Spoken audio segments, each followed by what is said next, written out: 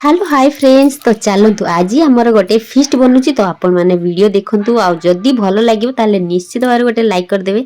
तो सांग मैंने आम जो छोट थिलु ना से आम 2 टंका गोटे कि घर आम चाउल नहीं आसलु सेमती आम छोट बड़े फिस्ट बनाऊँ सांग मान सहित जोटा कि आलुदम भात नहले अंडा तरकारी से अंडा गोटे 2 टंका थिला तो आम सब जी जिते अंडा खाइब से टंका दियो ता सहित आउ सब घर आम एमती सब आदाय करके फिस्ट बनाऊँ। तो एबे देखु आम मैंने बनाऊँ चिकेन बिरियानी। तो एबे जानी थे आम बड़ हो गलु ना सेटा भी आम छुआ मान सांगरे बनूची फिस्ट जोटा कि चिकेन बिरियानी आ छुआ मैंने भी आम सांगरे।